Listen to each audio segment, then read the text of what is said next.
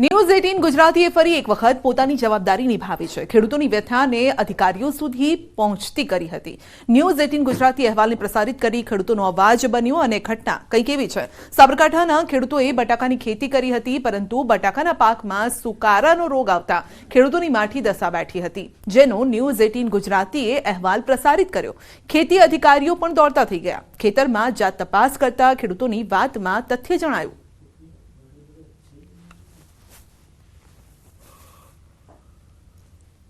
एक अठवाडिया पहला न्यूज 18 ની ટીમ અહીંયા આવી હતી। જે બટાકાના પાકમાં જે સુકારો આવ્યો હતો, પાછોતરો સુકારો કે જે 60-70 દિવસ પછી આવતો એની જગ્યાએ 40 દિવસે આવી ગયો હતો, એ અહેવાલ પ્રસારિત થયા બાદ સાબરકાંઠા જિલ્લાના બાગાયત અધિકારીને જાણ થતાં એ પણ આજ રોજ અહીંયા જાત નિરીક્ષણ કરવા માટે ફિલ્ડ ઉપર આવ્યા હતા। એમને પણ લાગ્યું હતું કે ભાઈ બટાકામાં પાછોતરો સુકારો વહેલો આવી ગયો છે, પરિણામે ખેડૂતોને ઘણું બધું નુકસાન જાય એવું છે। એના માટે બાગાયત અધિકારીશ્રીએ એવું જણાવ્યું છે કે ભાઈ અમે ઉચ્ચ અધિકારી સાથે પરામર્શ કર્યા બાદ સરકારશ્રીમાં રજૂઆત કરીશું અને ખેડૂતોને જેટલો બને એટલો વધારે કંઈક વળતર થાય એના માટે અમારા પ્રયત્ન રહેશે। અઠવાડિયા પહેલાં ન્યૂઝ 18 ગુજરાતી મીડિયા અમારા આ ફાર્મ ઉપર આવેલા અને જે અહીંયા નુકસાન થયેલું છે એનો એમને અહેવાલ પ્રસારિત કરેલો। ખેતીવાડી અધિકારીએ પણ એ વાત ધ્યાન ઉપર લઈ અને આજે અમારા ખેતરમાં આવ્યા છે અને એમને પણ નિરીક્ષણ કર્યું કે ખરેખર ખેડૂતને નુકસાન વધારે છે। એમને અમને બાંયધરી આપી છે કે અમે ઉચ્ચ કક્ષાએ રજૂઆત કરીશું અને ખેડૂતને વહેલી તકે જે પણ સહાય મળે એવું અમે કામ કરીશું। સાબરકાંઠા જિલ્લામાં 27,000 હેક્ટર કરતાં વધુ બટાકાનું વાવેતર થયું છે અને અહીં મોટાભાગના ખેડૂતો કોન્ટ્રાક્ટ ફાર્મિંગ દ્વારા ખેતી કરે છે। બટાકાની ખેતી પાછળ 1 વીઘા દીઠ 50,000 થી 55,000નો ખર્ચ થાય છે।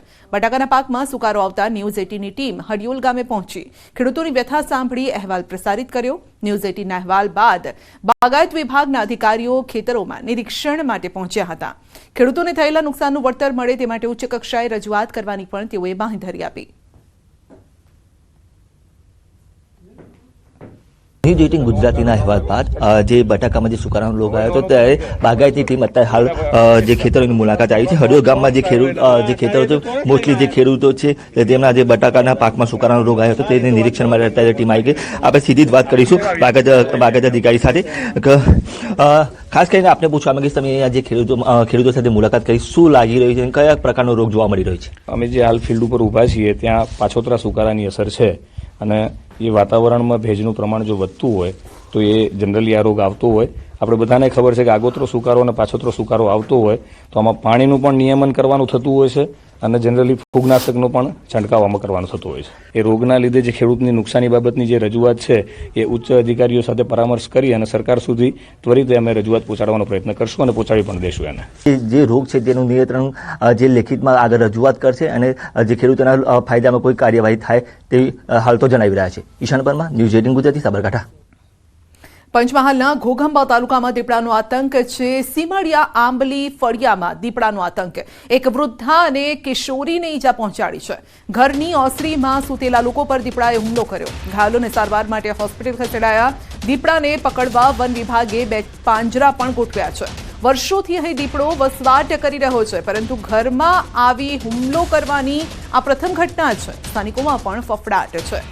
બુમરાડ કરતા દીપડો ભાગી છૂટ્યો હોવાનું સ્થાનિકો જણાવે છે અને દીપડાએ એક જ દિવસમાં અન્ય 2 મકાનમાં પણ ઘૂસવાનો પ્રયાસ કર્યો હતો, પરંતુ સ્થાનિકો જાગી જતા દીપડો ભાગી છૂટ્યો છે। વહેલી તકે દીપડો પાંજરે પુરાય તેવી સ્થાનિકોની માંગ છે।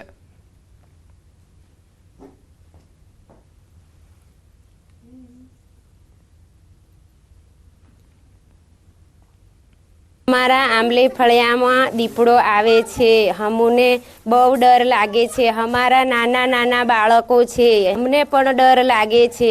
છોકરી નિકિરાબેન ને રાત્રે દીપડો આવ્યો તો 4 વાગે અને હુમલો કરીને આવ્યો તો એટલે નાની મોટી ઈજા પકડી છે। અમે બધા રાતના જાગી ગયા, બૂમ પાડી એટલે બચાવ થઈ ગયો હતો આ છોકરીનો। અહીંયા અમારે દીપડો તો વર્ષોથી રહે છે ને અમારા ઘરની આજુબાજુ 2 ડુંગરીઓ છે, નાની નાની।